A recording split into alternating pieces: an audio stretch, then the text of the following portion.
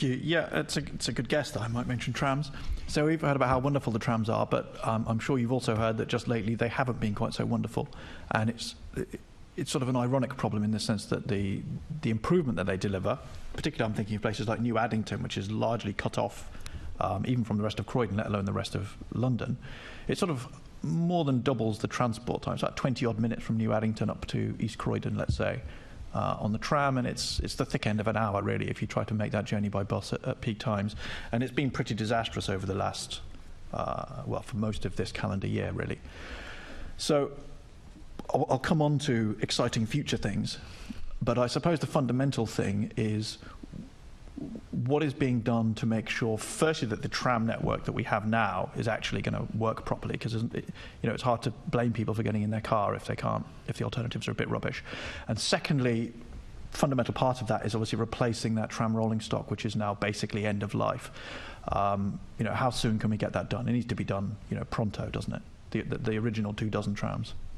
Yes, it does, and I'd like to apologise for the disruption to the tram system that you and your constituents have faced in recent years. We had an issue. I'm sure you know the cause, but just for the benefit of everybody, there's been an issue discovered with the tram wheels because of obstructions in the track. And the maintenance of the trams was impacted by industrial action at a very unfortunate time. So we ended up with a situation where we were able to operate far fewer trams than were needed on the network, and there were a number of stop closures as well at the same time. So sincere apologies. The tram network is back up and running as it should, with a good service last time I checked. Again, happy to be corrected if that's changed in the last hour. And I want to pay tribute to the enormous work that TfL have done to get that tram system back up and running. You're absolutely right in stressing the importance of the tram network. New Addington is a very good example where there is very little alternative to the tram in order to connect, as you say, not just to the rest of the capital but to Croydon itself. And again, I'm grateful to TfL for working very hard indeed to identify the cause of the problem and indeed to then rectify it and make sure that the wheels were in proper condition. It does, of course, remain the fact that we do need new trams. Sorry, just before you move on, can I just clarify? So you mentioned the industrial action. My understanding, which comes to me, so ITV came down and they spoke to the unions, they spoke to TfL, they spoke to me and lots of other passengers or would-be passengers. The information they got from the union was that there was not industrial action, either strikes, work to rule, nothing like that was connected to the wheel problem or the time that it took to get it back.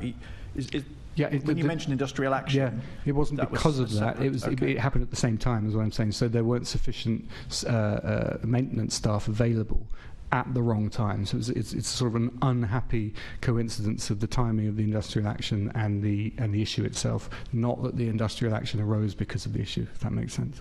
Sorry, but my understanding was there wasn't industrial action at that time. That the people doing the engineers, obviously we're talking about here, not the drivers, they were all at work as normal.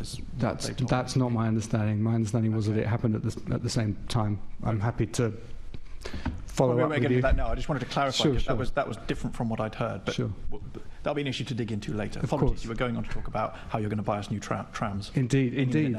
Which is very the renewal of the fleet is essential. As we know with trams.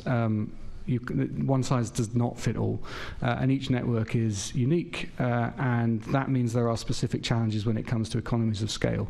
But of course the tram network in London, despite the fact if you look at the tube map, it might only appear to serve a small area, is in fact a major network. And so they work hard, and the trams need replacing. The caveat, as always, is ensuring that we have sufficient capital funding. There isn't a single transport authority in the world, even Hong Kong, as the only other one to operate with operating sustainability. There's not a single transport authority in the world that can operate independently, as we know, of government, either regional or national, when it comes to capital.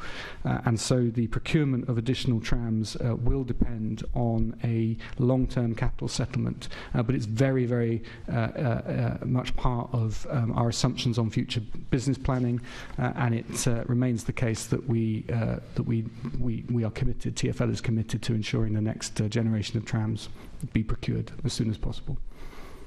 But it's up to government, you're saying, to fund it?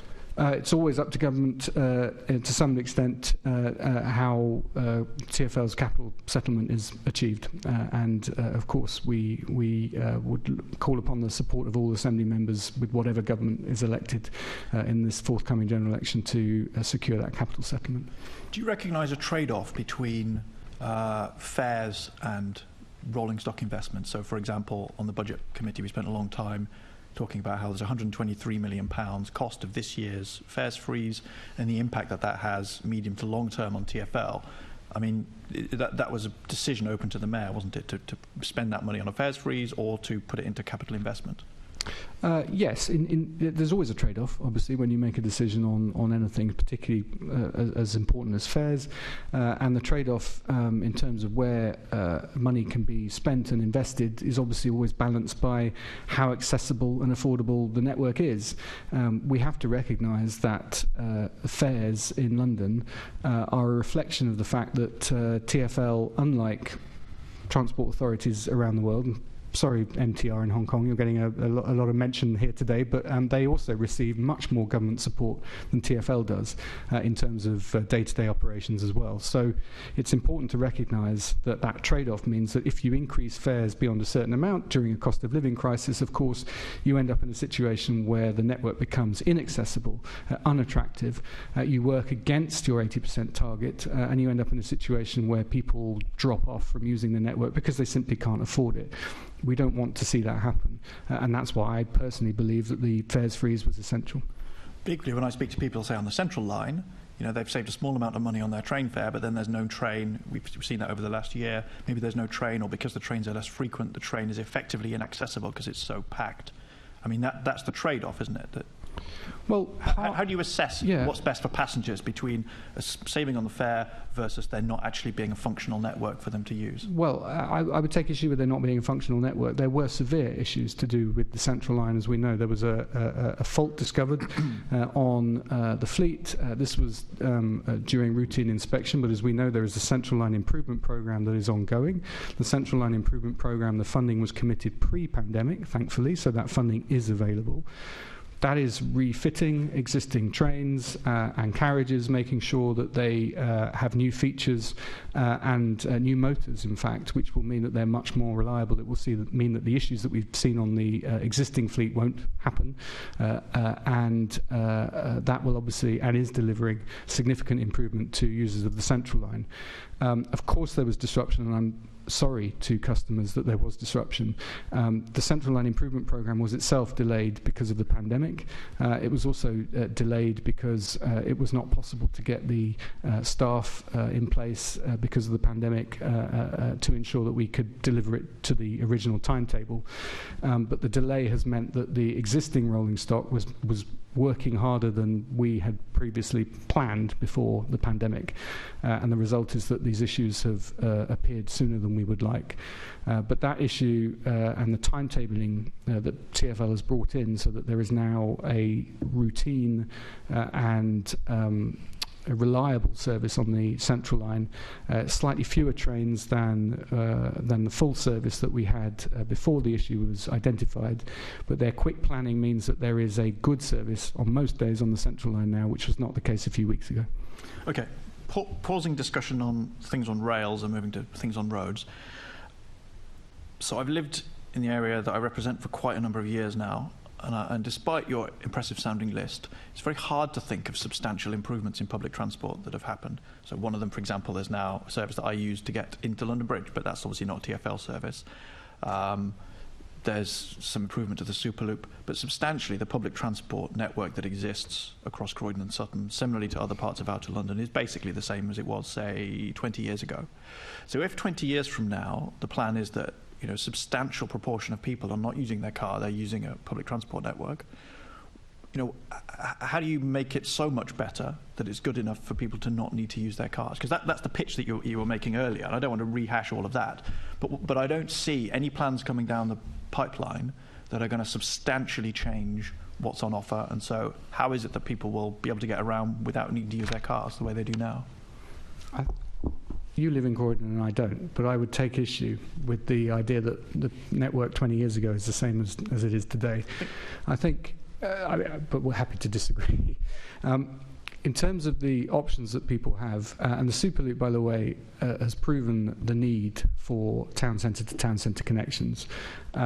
And I think, and it will, because we've got the Superloop 2 already, it will be a catalyst for further links between town centres in outer London and express bus routes and bus routes that feed into it.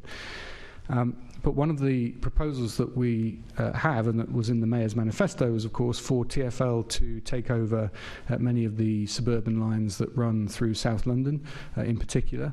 And you mentioned the service from TOCs, train operating companies that are not TfL.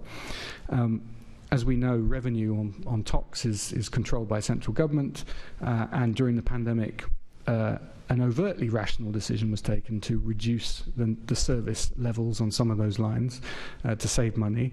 The end result, however, has been that the reduced frequencies on some of those lines means that people have stopped using them or stopped relying on them as much as they used to. And I'm pleased that TfL did not take the decision to reduce its service levels on things like the Overground, where the service frequency was maintained in spite, obviously, of the lower ridership during the pandemic.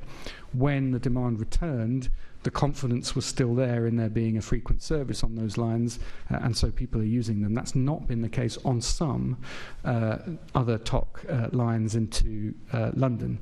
So control of those lines, integrating more elements of the public transport system into TfL, I think will be a hugely important part of increasing confidence, recognition and trust in the public transport system. So I think in further 20 years, I would expect that people will consider themselves far more integrated into the TfL network than perhaps they might now, and certainly than they did 20 years ago.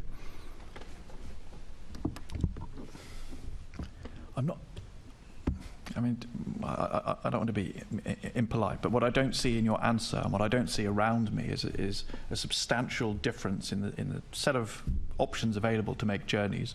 I see this a lot. So my children are now at the age where they often go off independently by themselves. They love to, fire up their app, use their Zip Oyster card, and off they go. But they surprisingly often, call on dad's taxi, or mum's taxi for that matter, because frankly it's like a third to a half the journey time. I can pick her up, drop her off at her friend's, come back before she would even have got there if she'd gone on the bus, let's say. And that's quite the norm, So I don't see anything that you mentioned or that I see coming down the road, apologies, terrible pun, you did warn us earlier, that's really going to change that, in terms of, it is really typical, because I check it myself, I use the Citymapper app, I use Waze when I'm in my car. It's usually like a third to a half the time to make the journey by car. I don't see anything that's happening that will change that. And so therefore don't see anything that's going to make people think that here's a better alternative. Do you see what I mean? You're talking about a huge step change. Understand. A huge step change. Yeah, and I don't see the network change that would enable that to happen. It just feels like you're just going to browbeat people into going, oh, it's awful that you use your car. No. And they'll go, maybe it is, but we're going to do it because it's half the time. Sure. I'm not in the business of browbeating anyone, I can assure you. I understand where you're coming from, and I completely understand the way in which you rationalise a decision on how to travel. Of course, you're going to look at what is quickest, what is cheapest, what is more direct, and what is more instinctive. It could depend on all sorts of things like the weather, for example, the time of day, how safe you feel. All of these factors are decisions that each and every one of us has to weigh up with every journey that we make. Of course it is. I would challenge you, however, that I accept that some of the journeys you've posited there, you might be quicker by car. I wonder what they are on those other set of criteria. It would be interesting to kind of consider more than just the journey time. I would also challenge you that some of the journeys that perhaps you're not making but might be quicker by bus. They might not. But I think there's a whole range of different ways in which we can determine how intuitive or not the public transport network is. The key thing, as I said earlier, is that we recognise that in central and inner London there are more options. It's easier to travel by public transport in most parts of central and inner London than it is in large parts of outer London, and that's what we are committed to change. So you ask about what will change in 20 years' time. I want to see a bus network, a tram network, a tube network, a rail network, a walking network, a wheeling network, and a cycling network with cycle hires and other providers as well, that is as intuitive, as easy to use as it is in central and inner London. Okay, final quick short question from me. So there are 40, so you're talking about your importance of outer London. There are 14 JLA constituencies, so therefore presumably a 14th of your time roughly would be spent thinking about each of them, perhaps a bit more than that for mine, since you're so stressed the importance of outer London. So will you commit over this term that you'll spend, 14th of your time, I guess, is 1 or 2 days a month, to actually, come to Croydon and Sutton, Bromley and Bexley, those other outer London areas that aren't well served, so that you can see what I see, which is that it is much quicker to travel by car and that the alternatives often aren't as good. And then you have a practical sense in your own mind of what are the kinds of journeys and how difficult they are. That's a very easy question to answer, absolutely. And in fact, it's one of the things that I've asked, as Deputy Mayor, asked my team to initiate, which is exactly that. And I'm also very happy to try a few journeys out with you. we can test the network ourselves. Very, very happy to do that. Great. Sorry, is that something you're already doing, or you're going to do? I've got a plan in place, but I'll obviously work with you to ensure that we see what we need to see in Croydon and the other areas you serve. Absolutely. I'll send you some sample journeys. Great. Thank you, Chair. Thanks, Assembly Member Garratt. And